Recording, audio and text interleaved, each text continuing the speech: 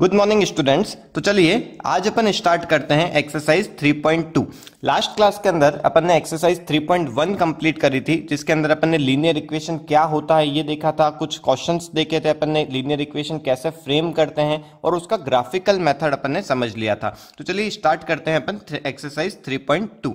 Start करते हैं अपन question number 1 के साथ में। लिखा है form the pair of linear equation in the following problems and find their solutions graphically. तो अपने को यहाँ पे लीनियर इक्वेशंस फ्रेम करनी है और उसके सॉल्यूशंस निकालने हैं ग्राफिकली। देखिए इसके फर्स्ट पार्ट में क्या लिखा है, 10 students of class 10th took part in a mathematics quiz. If the number of girls is 4 more than the number of boys, find the number of boys and girls who took part in the quiz. तो देखिए यहाँ पे total number of students कितने दे रखे हैं, 10 दे रखे हैं और गर्ल्स यहाँ पे बॉयज से 4 ज्यादा हैं। तो यहाँ पे देखिए अपन सबसे पहले लेट कर लेते हैं। लेट क्या करेंगे, गर्ल्स के नंबर को x मान लेते हैं और बॉयज के नंबर को y मान लेते हैं। तो यहाँ पे मैं लिख देता हूँ, देखिए let the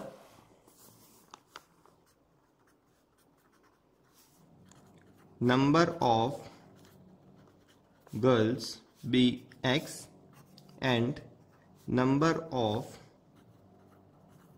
boys be y। तो देखिए यहाँ पे जब टोटल नंबर ऑफ स्टूडेंट्स अपने को 10 गिवन है, इसका मतलब गर्ल्स प्लस बॉयज मिला के 10 होने वाले हैं। तो इससे मैं क्या लिख सकता हूँ, x plus y is equals to 10। ये मेरी हो जाएगी first equation.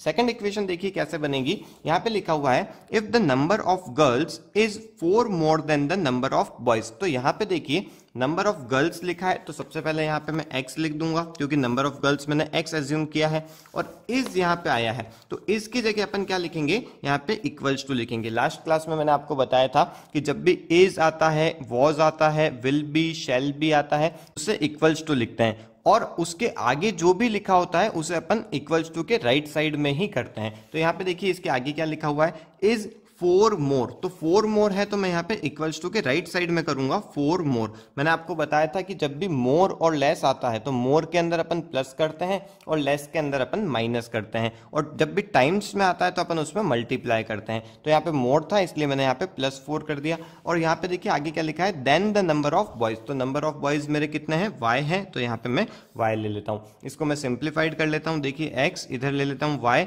Is equals to 4 हो जाएगा। ये मेरी हो जाएगी सेकेंड इक्वेशन। अब मुझे क्या करना है, इसे ग्राफिकली सॉल्व करना है, इसका मुझे सॉल्यूशन निकालना है। तो उसके लिए मुझे क्या करना पड़ेगा, 2 कोऑर्डिनेट्स निकालने पड़ेंगे। उसके अपन बॉक्स बना लेते हैं। देखिए x y, पहले मैं फर्स्ट इक्वेशन का बना रहा हूं। तो देखिए यहाँ पे x में यदि मैं 5 लेता हूं तो y की वैल्यू कितनी आ जाएगी, y की वैल्यू भी 5 आ जाएगी। और यदि मैं x के अंदर 6 ले लेता हूं तो y की वैल्यू मेरे पास में 4 निकल जाएगी। तो मेरे जो 2 कोऑर्डिनेट्स बनेंगे वो क्या बन जाएंगे, 5,5 एंड 6,4। इसके बाद में देखिए जब मैं सेकंड इक्वेशन देखता हूं तो सेकंड इक्वेशन का भी मैं यहाँ पे बना लेता हूँ। देखिए x y, x के अंदर सपोज मैं 6 ले लेता हूं तो y की वैल्यू क्या आ जाएगी, 2 आ जाएगी। तो इससे मेरा एक कोऑर्डिनेट बन गया 6,2, और एक में मैं x की वैल्यू सपोज 0 ले लेता हूं तो y की वैल्यू मेरे पास कितनी निकल जाएगी, -4। तो इससे मेरा 2 कोऑर्डिनेट्स हो गए 0, -4, ये वाला हो गया। अब इसका मुझे क्या करना है, ग्राफ बनाना है। देखिए यहाँ पे जो वैल्यूज है छोटी छोटी वैल्यूज है, इसलिए यहाँ पे जो स्केल लूंगा मैं वो 1 1 का ही लूंगा। तो यहाँ पे अपन बना लेते हैं इसका ग्राफ। देखिए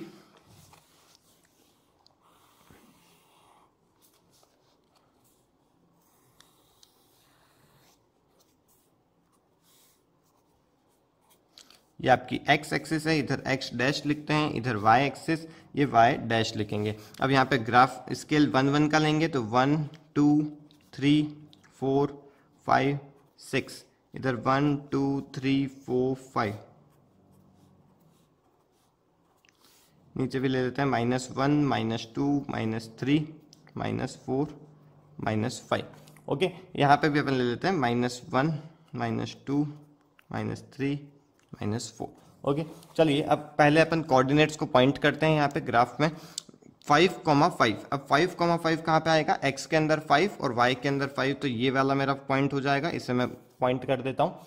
और सेकंड पॉइंट देखिए यहाँ पे क्या है, 6,4, तो यहाँ पे x की जगह 6 और y के अंदर आ जाएगा 4, तो ये मेरा दूसरा पॉइंट हो जाएगा। तो मेरी जो लाइन बनेगी वो किस पैटर्न से बन जाएगी, कुछ इस पैटर्न से मेरी ये जो लाइन है ये ऐसी बन जाएगी। सेकंड देखिए यहाँ पे 6,2, तो इधर वाले में से 6,2 आ रहा है, तो यहाँ पे 6 और 2, तो मेरा जो पहला पॉइंट है वो मेरा ये वाला पॉइंट हो जाएगा। और सेकंड पॉइंट देखिए 0,-4, तो x पे मुझे 0 पे जाना है, मतलब इधर उधर नहीं जाना है, और y के अंदर -4 पे, तो मतलब मेरा ये दूसरा पॉइंट हो जाएगा। अब मुझे क्या करना है, इन दो पॉइंट्स को भी मार्क कर देना है और इससे लाइन खींचनी है। तो यहाँ पे देखिए मैं स्ट्रेट लाइन खींचूंगा। अब आपको क्या देखना है कि जहां पे आपका ये जो लाइन इंटरसेक्ट हुई है, ये जो पॉइंट आएगा, ये आपका फाइनल सॉल्यूशन होने वाला है। तो मुझे यहाँ पे देखिए क्या लग रहा है, ये मेरा जो पॉइंट है ये 7 के यहाँ पे मीट कर रहा है और इधर साइड से 3 पे मीट कर रहा है। तो x एक्सिस में 7, इसका मतलब x की वैल्यू आ गई है 7 और y की वैल्यू कितनी आ जाएगी, y की वैल्यू यहाँ पे 3 निकल जाएगी। तो देखिए यहाँ से मैंने इसका सॉल्यूशन निकाल लिया। अब देखिए अपन इसको वेरीफाई भी कर सकते हैं। कैसे वेरीफाई कर सकते हैं, देखिए तो टोटल नंबर ऑफ स्टूडेंट्स कितने होने चाहिए थे, 10 होने चाहिए थे। तो यहाँ पे x + y 7 + 3 मेरे 10 भी आ रहे हैं। और सेकंड जो चीज थी उसमें था कि गर्ल्स जो हैं वो बॉयज से 4 ज्यादा हैं। तो यहाँ पे अपन देख सकते हैं कि 7 है और बॉयज क्या है, 3 है। इसका मतलब जो गर्ल्स हैं वो 4 ज्यादा है। तो इससे अपन ने दोनों जो सिचुएशंस थी उनको वेरीफाई भी कर लिया। तो आई होप ये चीज आपको समझ में आई होगी, ग्राफिकल मेथड से अपन कैसे निकाल सकते हैं। तो चलिए अब अपन देखते हैं क्वेश्चन नंबर 2। देखिए इसमें क्या लिखा है, 5 pencils and 7 pens together cost ₹50, whereas 7 pencils and 5 pens together cost ₹46. Find the cost of 1 pencil and that of 1 pen. तो देखिए यहाँ पे मैं इक्वेशन बना रहा हूँ इसकी। तो लेट क्या करेंगे अपन, यहाँ पे लिखेंगे अपन let the cost of pencil be x and cost of pen be y। तो यहाँ पे मैं लिख देता हूँ let the cost of 1 pencil be x and cost of 1 pen be y। तो अपन ने यहाँ पे पेंसिल और पेन की कॉस्ट को x और y मान लिया। अब यहाँ पे लिखा है 5 पेंसिल एंड 7 पेन। तो 5 पेंसिल का मतलब हो जाएगा 5x और 7 पेन का मतलब हो जाएगा 7y। इन दोनों की टोटल कॉस्ट कितनी आती है, 50 रुपीज। तो यहाँ पे अपन इक्वल्स टू में लिख देते हैं 50। और सेकंड इक्वेशन देखिए क्या बन जाएगी, 7 पेंसिल एंड 5 पेन। तो यहाँ पे अब उल्टा हो जाएगा, यहाँ पे हो जाएगा 7x + 5y is equals to, अब यहाँ पे कॉस्ट आती है 46 रुपीज। तो यहाँ पे इसे मैं 46 लिख देता हूँ। तो यहाँ पे देखिए अपनी दो इक्वेशन बन चुकी है। तो इसे अब आपको ग्राफिकली सॉल्व करना है। तो ये क्वेश्चन मैं आपको होमवर्क में दे रहा हूं। चलिए अपन अब देखते हैं नेक्स्ट क्वेश्चन क्या है। देखिए क्वेश्चन नंबर 2 क्या है, on comparing the ratios a1/a2, b1/b2 and c1/c2, find out whether the lines representing the following pair of linear equations intersect at a point, are parallel or coincident। तो देखिए यहाँ पे अपन ने जो लास्ट क्लास में rule पढ़े थे वो अप्लाई होंगे यहाँ पे। देखिए एक बार रिवाइज कर लेते हैं अपन, क्या रूल्स थे वो। देखिए यहाँ पे ये अपने पास में 3 रूल्स थे। जब a1/a2 not equals to b1/b2 होता है तो यूनिक सॉल्यूशन मिलता है अपने को और लाइंस इंटरसेक्टिंग होती है और कंसिस्टेंट इक्वेशंस होती है। जब तीनों इक्वल हो जाते हैं तब इनफाइनाइट सॉल्यूशंस मिलते हैं, कोइंसिडेंट लाइंस होती है और कंसिस्टेंट इक्वेशंस होती है। और जब दो इक्वल हो जाते हैं मतलब a1/a2 equals to b1/b2 but not equals to c1/c2 होता है, तो यहाँ पे अपने को पैरेलल लाइंस मिलती है और नो सॉल्यूशन मिलता है। तो देखिए अपन इसका एक क्वेश्चन कर लेते हैं। देखिए यहाँ पे क्वेश्चन नंबर फर्स्ट क्या लिखा हुआ है, 5x - 4y + 8 is equals to 0। यहाँ पे देखिए दो जो इक्वेशंस है इसमें मैं a1/a2 और b1/b2 करके आपको डायरेक्टली बता रहा हूँ। यहाँ पे सेकंड का फर्स्ट देखिए a1 क्या है, यहाँ पे 5a1 हो जाएगा और a2 क्या हो जाएगा, 7 हो जाएगा। तो यहाँ पे मैं लिख देता हूँ a1/a2। देन नेक्स्ट देखिए b1/b2 कितना हो रहा है, -4b1 हो जाएगा और 6 आपका क्या हो जाएगा, b2 हो जाएगा। तो इससे मैं लिख देता हूं -4 और 6। अब देखते हैं अपन ये दोनों इक्वल हो रहे हैं या नहीं हो रहे हैं। तो ये दोनों इक्वल नहीं होते हैं। जब ये दोनों इक्वल नहीं होते हैं तब उस केस में अपने को क्या मिलता है, उस केस में अपने को यूनिक सॉल्यूशन मिलता है, मतलब सिंगल सॉल्यूशन मिलता है। और लाइंस क्या होती है, लाइंस इंटरसेक्टिंग लाइंस होती है। तो ये जो क्वेश्चन होंगे ये इजी क्वेश्चन होंगे, आप इसे खुद भी कर सकते हैं। चलिए मैं एक बार एक और क्वेश्चन कर लेता हूँ, सेकंड का थर्ड। ये जो सेकंड रहेगा ये आपका होमवर्क रहेगा। सेकंड के थर्ड में देखिए क्या हो रहा है, 6/2 a1/a2 करते हैं इज इक्वल्स टू -3/-1। तो देखते हैं पहले ये दोनों इक्वल हो रहे हैं या नहीं हो रहे। तो इसे मैं कट करता हूं तो ये 3/1 आ जाता है, इधर से भी माइनस कट हो जाएंगे तो ये भी 3/1 आ जाएगा। सेकंड आगे देखते हैं, इसके आगे प्लस 10 और यहाँ पे प्लस 9 है, मतलब C1 अपना हो जाएगा 10 और C2 हो जाएगा 9। तो ये जो है इधर 3/1, इधर भी 3/1, मतलब A1/A2 is equals to B1/B2 but not equals to C1/C2 हो रहा है। इसका मतलब यहाँ पे जो सॉल्यूशन है, यहाँ पे नो सॉल्यूशन आने वाला है। लाइंस कौन सी होने वाली है?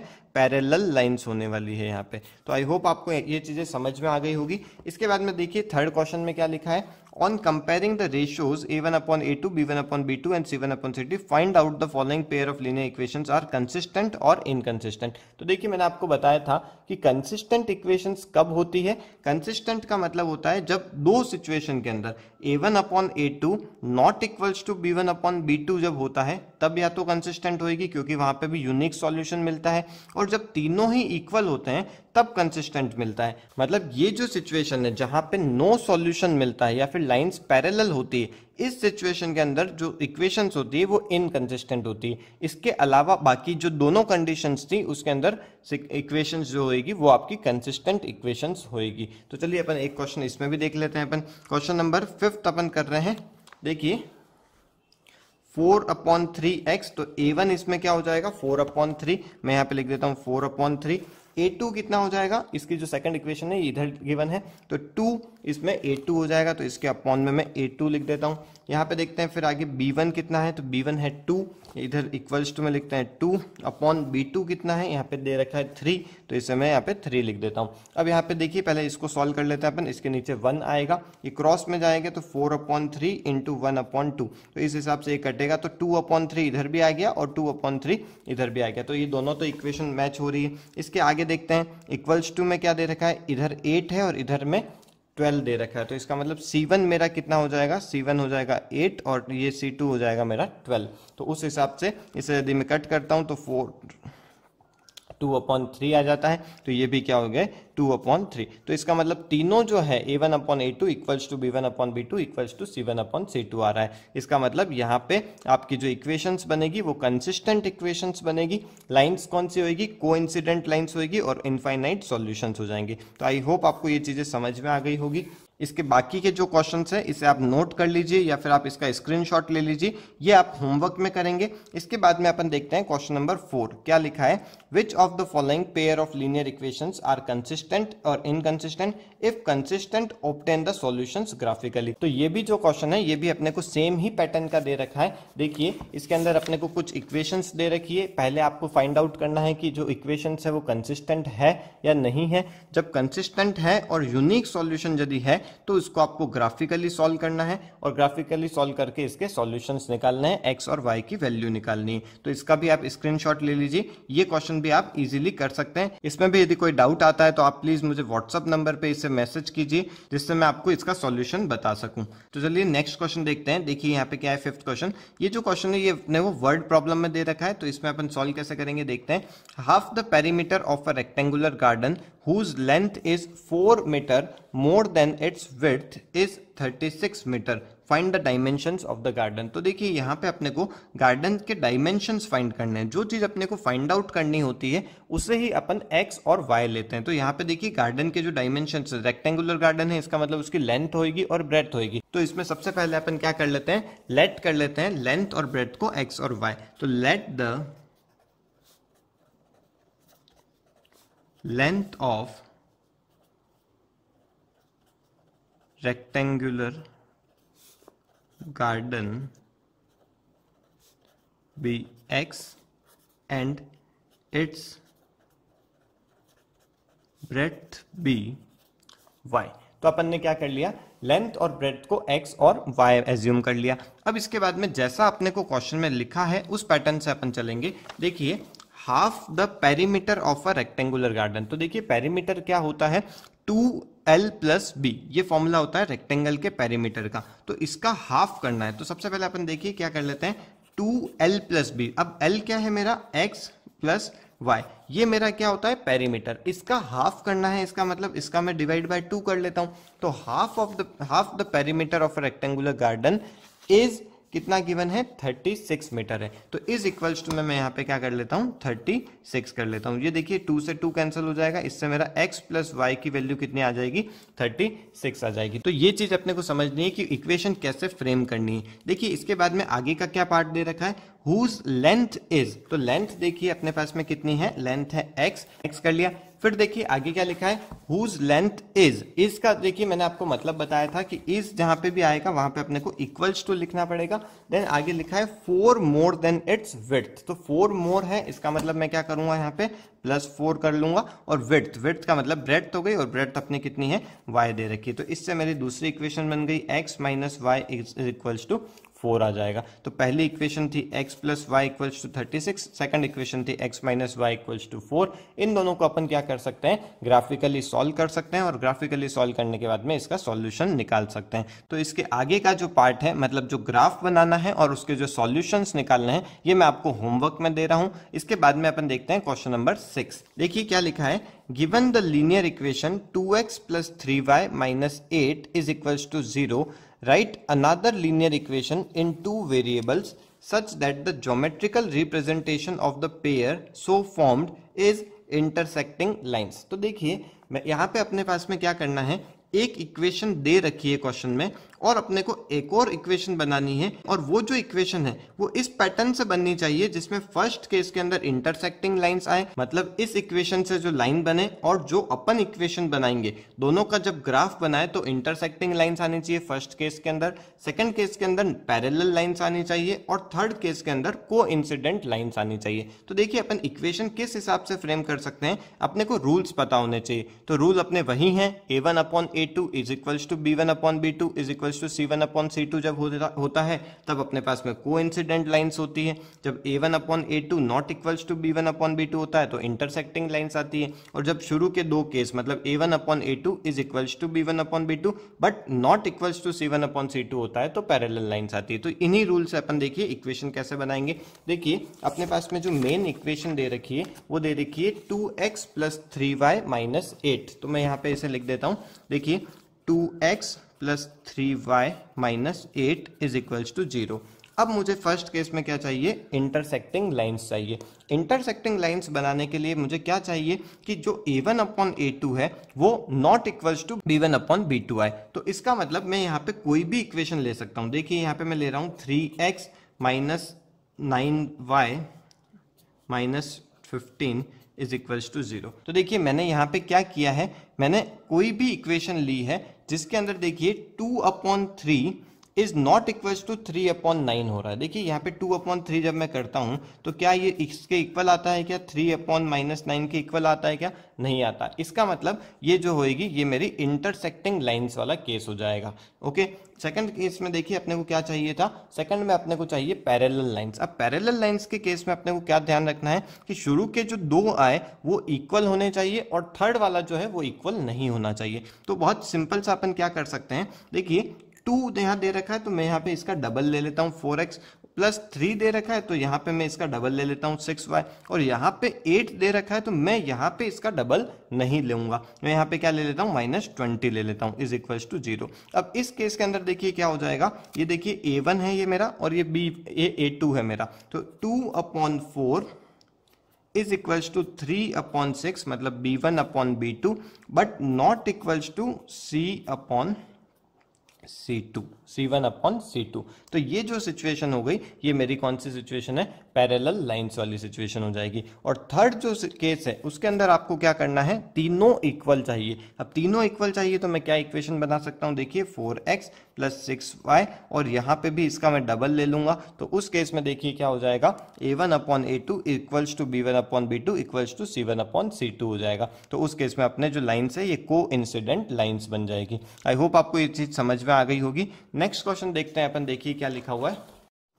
तो देखिए क्वेश्चन नंबर 7 में क्या है, draw the graph of the equation x minus y plus 1 equals to 0, 3x plus 2y minus 12 equals to 0। तो पहले अपने को क्या करना है, इनके ग्राफ बनाने हैं। इसके बाद में देखिए लिखा है determine the coordinates of the vertices of the triangle formed by these lines and x-axis and shades of the triangular region। तो अपने को देखिए पहले ग्राफ बनाना है, तो अपन पहले इसके ग्राफ बना लेते हैं। तो देखिए पहली जो इक्वेशन है ये x minus y plus 1 is equals to 0 दे रखा है। इससे मैं क्या करूंगा, एक बॉक्स बनाऊंगा, x और y के कोऑर्डिनेट्स निकालूंगा। अब देखिए यहाँ पे मैं पहले x की वैल्यू 0 ले लेता हूँ। x की वैल्यू जब 0 लूंगा तो y की वैल्यू देखिए यहाँ पे 1 आ जाएगी, और उसके बाद में यदि मैं y की वैल्यू 0 लेता हूं तो x की वैल्यू इसमें से -1 आ जाएगी। तो देखिए यहां से जो दो कोऑर्डिनेट्स बनेंगे मेरे बन जाएंगे 0,1 और एक बन जाएगा -1,0। अब मैं इसे क्या करता हूं, ग्राफ के अंदर वैल्यूज को प्लॉट कर लेता हूं।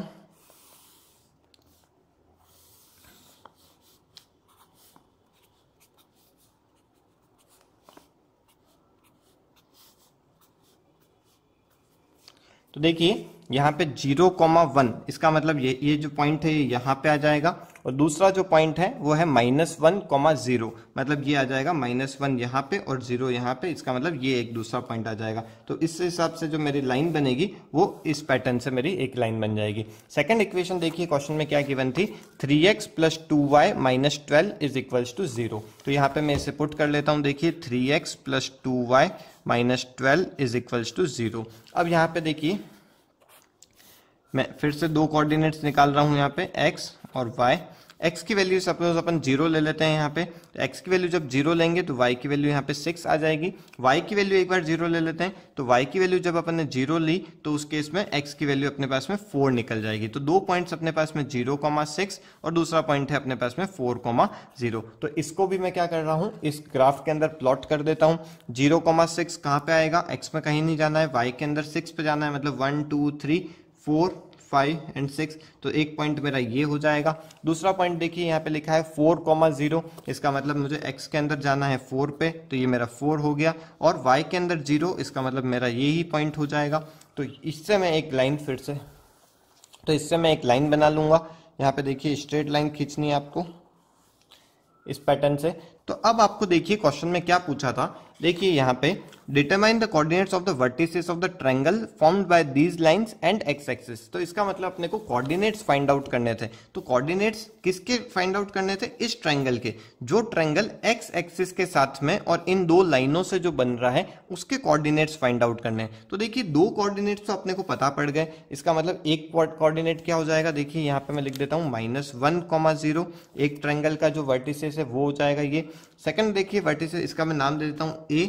इसका जो कोऑर्डिनेट है ये देखिए कौन सा हो जाएगा, ये हो जाएगा 4,0। तो सेकंड जो कोऑर्डिनेट है ये 4,0 हो जाएगा। और जो थर्ड कोऑर्डिनेट है इसे मैं C नाम दे देता हूँ। तो ये कोऑर्डिनेट आपका क्या निकल के आ रहा है, तो देखिए मेरे यहाँ पे जो निकल रहा है वो लगभग यहाँ पे 2 के सामने आ रहा है और इधर से यहाँ पे 3 के सामने आ रहा है। इसका मतलब जो मेरा थर्ड कोऑर्डिनेट होएगा वो हो जाएगा 2,3। तो आप जब इसे ग्राफ में करेंगे तो आपका एग्जैक्ट वैल्यू फाइंड आउट हो जाएगी। आप इजीली बता पाएंगे कि यहाँ पे 2 निकल रहा है और इधर 3 निकल रहा है। तो आई होप आपको ये चीजें समझ में आई होगी। ये अपनी एक्सरसाइज 3.2 भी कंप्लीट हो गई। नेक्स्ट क्लास के अंदर अपन एक्सरसाइज 3.3 देखेंगे। तो चलिए आज की क्लास को यहीं वाइंड अप करते हैं। आपको ये वीडियो समझ में आया हो, पसंद आया हो तो प्लीज इसे लाइक कीजिए, अपने फ्रेंड्स के साथ में इसे शेयर कीजिए और इस चैनल को सब्सक्राइब कीजिए। Okay, thank you.